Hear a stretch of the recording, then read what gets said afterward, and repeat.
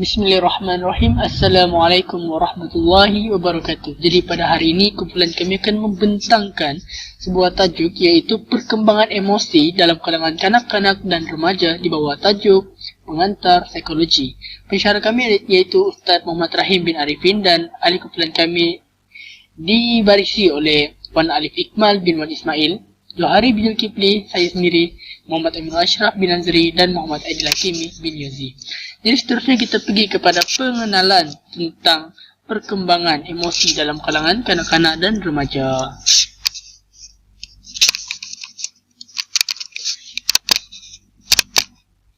Jadi, dalam melalui fasa pembangunan sebuah masyarakat dan negara, semua individu turut tidak akan dapat lari daripada melalui fasa perkembangan dari hari pertama dilahirkan sehingga meningkatnya dewasa. Dan terdapat pelbagai krisis masalah yang akan dilalui sebelum memasuki ke peringkat perkembangan yang seterusnya. Untuk melalui peringkat-peringkat tersebut, maka segala krisis yang mendatang perlulah ditangani dan dengan baik, atau tidak sebaliknya yang akan berlaku iaitu mengalami kesukaran untuk menangani krisis-krisis itu lalu tersekat pada peringkat yang sama. Dan pada pembinaan ummah yang bersepadu adalah daripada terbentuknya individu yang bersepadu antara satu sama lain yang dinamakan masyarakat. Jadi pembinaan ini termasuklah tata cara kehidupan daripada segi fizikal ataupun mental, sikap tanggungjawab, bekerjasama dan lain-lain. Aset negara yang akan menjamin kemajuan sebuah masyarakat adalah bermula daripada remaja. Remaja adalah tunggak utama.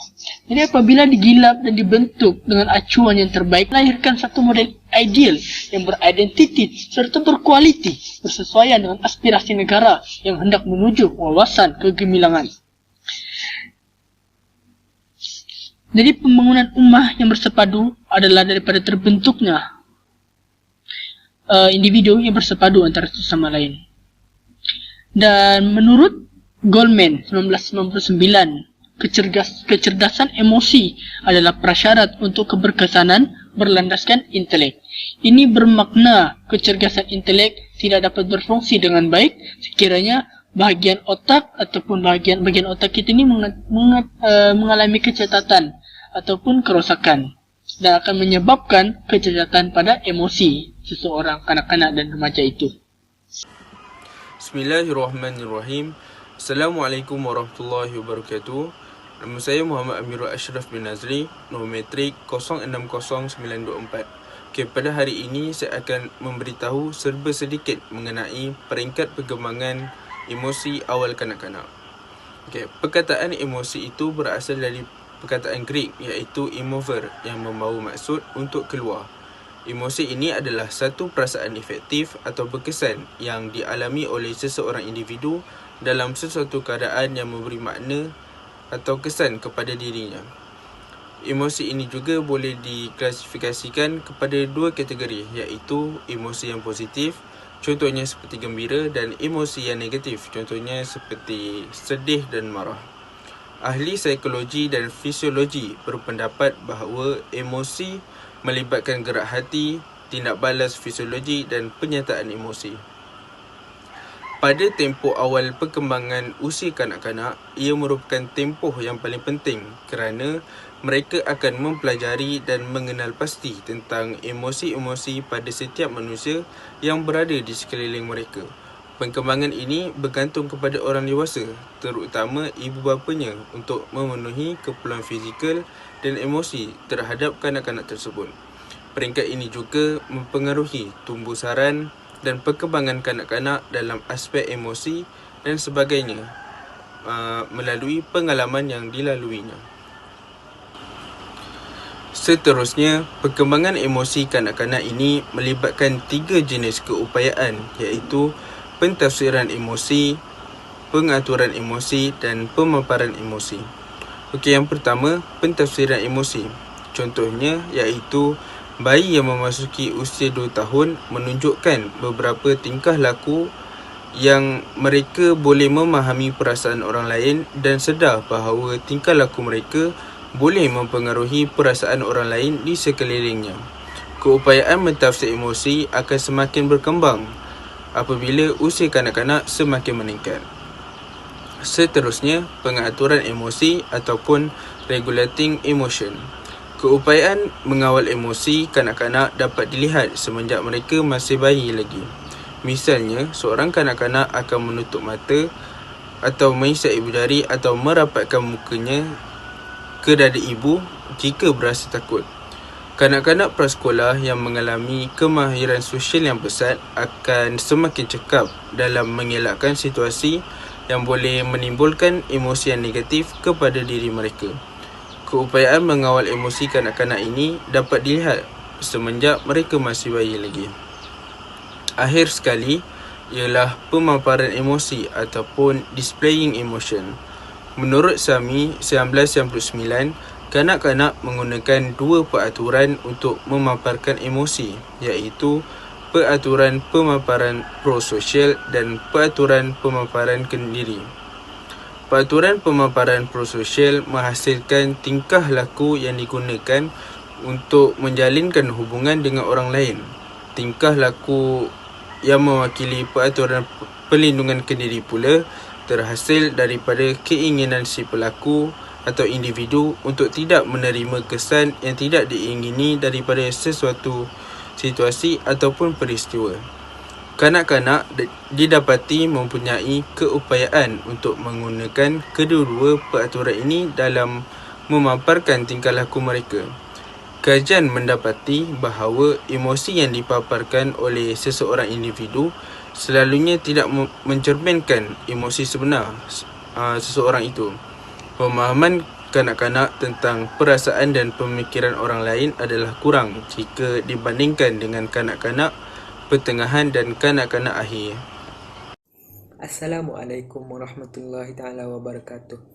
Saya Muhammad Adil Hakimi bin Muhammad Ihuzi, nama matrik 061760 daripada kos Usuluddin dengan Kaunseling.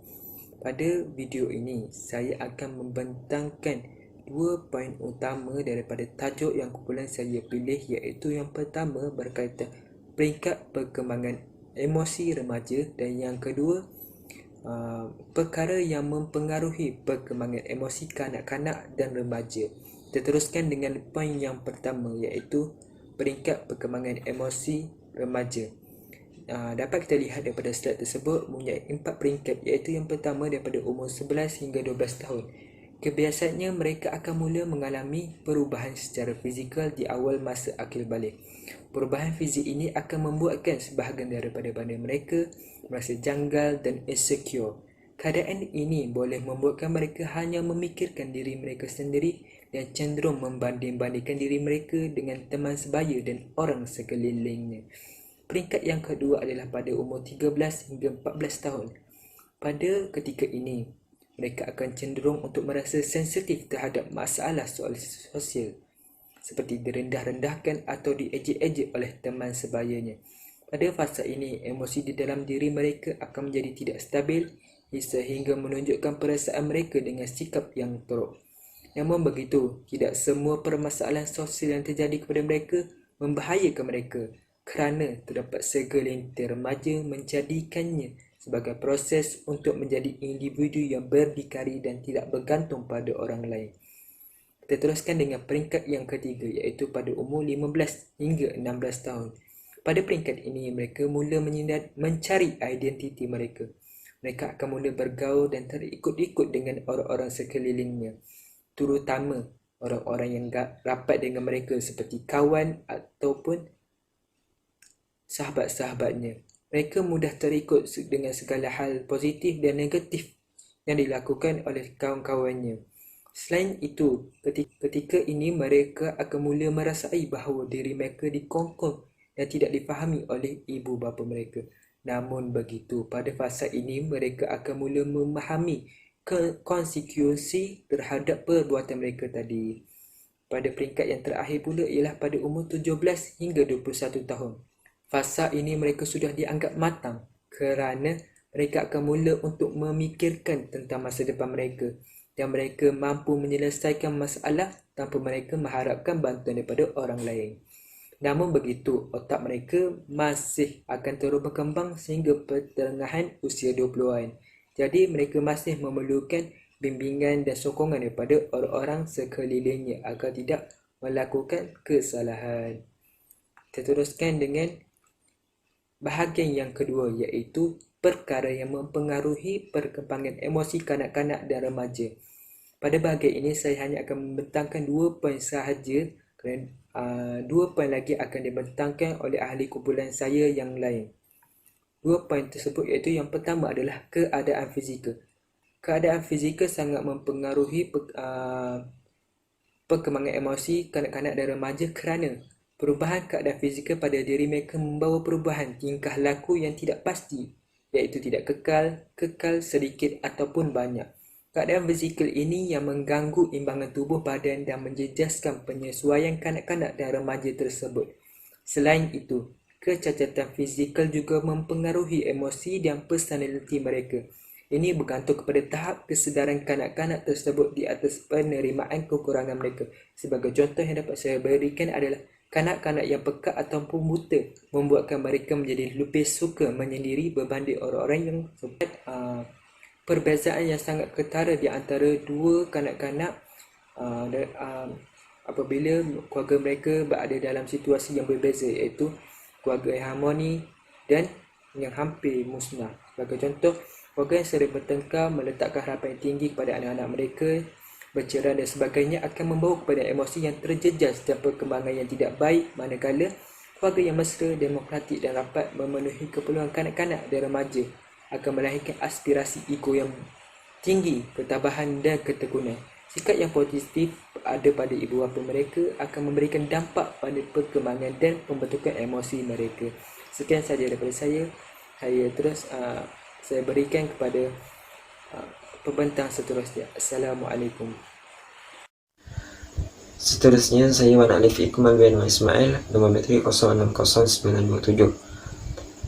Antara faktor yang ketiga yang mempengaruhi perkembangan emosi kanak-kanak dan remaja ialah pengaruh kawan-kawan atau rakan sebaya.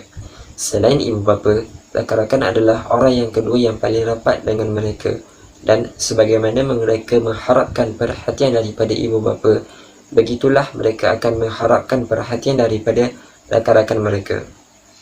Mereka sanggup melakukan perkara-perkara agar sentiasa dipandang tinggi oleh rakan-rakan mereka, dan jika mereka diabaikan, maka akan hadirlah sikap benci, dendam dan ingin menyendiri daripada orang lain, terutamanya orang yang mereka sakit hati. Yang keempat, pengaruh media hiburan. Pada waktu ini, media hiburan tidak lagi asing dalam kehidupan masyarakat, terutamanya kanak-kanak. Pengaruh media hiburan seperti televisyen, media sosial, internet dapat disalahgunakan dan dijadikan contoh yang negatif kepada anak-anak jika ianya tidak ditapis. Kebiasaannya, antara aksi-aksi yang biasa ditiru oleh kanak-kanak ialah bergaduh, cara pertuturan dan cara pemakaian. Kemudian, kita lihat pula kepentingan pendidikan emosi kanak-kanak dan remaja. Pendidikan emosi kanak-kanak dan remaja amat penting dan telah terkandung di dalam falsafah pendidikan kebangsaan di Malaysia. Ianya bertujuan untuk membentuk sahsiah jasmani, rohani, intelektual dan sosial yang baik. Selain itu, pentingnya pendidikan emosi adalah agar seseorang itu mahir untuk mengawal emosinya, kerana jika tidak pandai mengawal emosi ataupun tidak dapat mengawal emosi, ianya boleh menyebabkan seseorang itu mengalami risiko penyakit-penyakit seperti tekanan mental. Individu yang pandai mengawal emosi mereka dapat memupuk sikap dan tingkah laku yang baik. Sebagaimana menurut kajian Barat yang mengatakan bahawa pelajar yang memperolehi pendidikan emosi yang berkualiti berjaya mencapai keputusan akademik yang baik berbanding pelajar yang tidak pandai menguruskan emosi dan tiada pendidikan emosi. secara kesimpulannya dapat kita lihat di sini, semasa dalam proses pembesaran, ibu bapa haruslah memainkan peranan mereka dengan menggalakkan anak-anak mereka untuk menjelajah dan melakukan aktiviti untuk mendapatkan kepuasan emosi kendiri. Hal ini kerana anak-anak dilahirkan dengan pelbagai sifat yang unik dan berkembang mengikut fitrah semula jadi proses pembesaran mereka masing-masing. Antara cara bagi menggalakkan perkembangan emosi mereka ialah dengan meminta mereka untuk meneka emosi melalui raut wajah ibu bapa dan menggalakkan mereka untuk mengapresiasikan perasaan mereka kepada kedua ibu bapanya. Dengan cara ini, ia dapat membantu mereka ketika emosi mereka tidak stabil dan dapat menjadi contoh kepada mereka dengan cara yang bijak bila berhadapan dengan emosi yang negatif. Dan golongan seperti ini sepatutnya mendapat belayan kasih sayang seperti seorang bayi, diasuh seperti anak, ditegur seperti seorang pelajar dan dinasihati seperti seorang kawan. Pada peringkat kanak-kanak dan remaja, perasaan mereka lebih sensitif seperti perajuk, perengus, manja, bahkan berpeluang menjadi seorang pemberontak jika tidak kepekaan dan keprihatinan daripada keluarga, masyarakat, dan rakan taulan serta persekitaran. Jadi oleh hal yang demikian, jika kasih ini pada awal usia mereka, bermakna telah menjerumuskan mereka ke arah kehancuran dan kemusnahan, lalu menghalangkan masyarakat dan negara ke lembah kegagalan.